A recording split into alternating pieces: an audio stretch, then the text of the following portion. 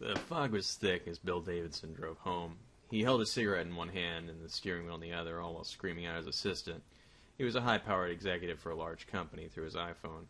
He was driving much too fast, the roar of the accelerator winding in time to the blood pumping in his bulging temples. He found that he really got off on bullying the people who worked for him. He stopped screaming into the phone as he felt the sickening crunch beneath his tires. He slammed on the brakes of his sports car, leaving dark skid marks on the asphalt behind him. Bill's heart clenched tight, frightened adrenaline triggering his angina. Cold sweat broke out on his forehead. He could vaguely hear his assistant's voice stammering out explanations as he lowered the phone to his ear. He'd been drinking earlier, but thought he was okay to drive. His eyes shut, afraid to look up. He had too many infractions on his license already. "Please don't let it be a kid. Please don't let it be a kid," he repeated, praying selfishly to a God he only believed in when he needed a favor. Finally he opened his eyes a crack. He tilted his head to the rearview mirror. Relief flooded him like a soothing wave. Instead of a child, a shaggy brown lump lay between his tire marks.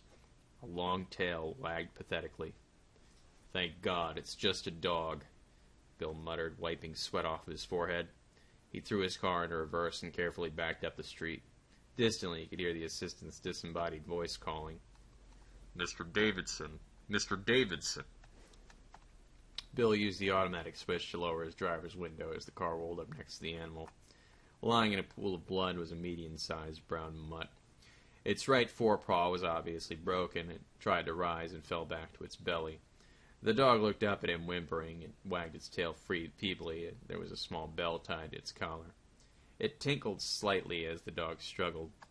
Bill looked away from the dog and back into his car. He took a moment before he found what he was looking for, his cell phone lying in his passenger floorboard. Flicking the smoldering butt of his cigarette over the struggling animal, he picked the phone up and held it to his ear. He resumed berating his assistant as though there had been no interruption. Putting his car into drive, Bill Davidson drove away, leaving the animal to wallow in its misery.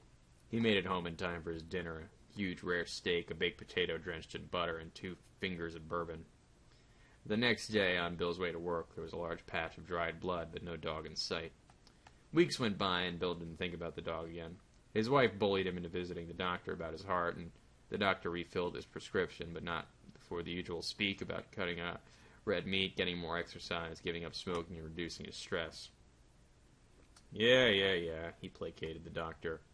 He continued to do as he damn well pleased. Bill's wife, however, for reasons unknown, genuinely loved him and made it her duty to force him to live a more healthy, which is how 2 weeks later Bill found himself standing on his front porch at 6:30 in the morning wearing a jogging suit. Bill had agreed to some light jogging to shut the nagging biatch up. He still looked like a chimney and ate as much as whatever he liked. Bill shuffled out of the front porch and onto his driveway onto the sidewalk. The morning was foggy and a little bit chilly. He power walked until he was out of the sight of the house and pulled out his cell phone and dialed his assistant's number. He slowed his walk into a pace that barely qualified as exercise and waited for his assistant to pick up the line. "Yes, Mr. Davidson?" His assistant's groggy voice answered the call. Bill hoped he had woken the man up. Bill launched into a tirade of things that had gone wrong in the office and how they were the assistant's fault. His assistant just meekly accepted the criticisms. This just spurred Bill on. He came up with more and more insults. He could heave at the meek little man. He knew he was getting into the zone, and the vein in his head began to throb. "And those reports better be on my desk by 7 p.m. sharp, a.m. sharp, if you expect to have your job on." Bill cut off. He dropped the phone. It clattered on the sidewalk and into the street. Its face shattered. He clutched his chest, which had suddenly gone tight. Bill gasped for breath as he fell onto his knees, his brain raced. Had he taken his medicine this morning? He couldn't remember, but this hurt more than normal. The feeling in his side fled. From far away he could hear the voice of his assistant. "Mr. Davidson! Mr. Davidson!" Bill began praying to a God he only believed in when he needed a favor. Suddenly, above the noise of his cell phone, he heard a soft, labored paddling come from the sidewalk behind him. Oh, thank God, it's a dog. Visions of Lassie saving Timmy from the well danced through Bill's brain. The padding got louder and for a moment and then stopped. Bill heard a faint tinkling on the wind.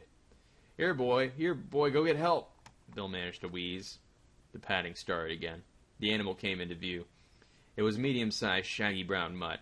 It limped on 3 legs and held a mangled forepaw off the ground. Its brown coat was matted thick with dried blood. From its collar hung a dented bell. "Go on, boy! Get help!" Bill pleaded. The dog took another labored step closer. What little air Bill could breathe in brought the smell of infection and decay from the dog's wounds.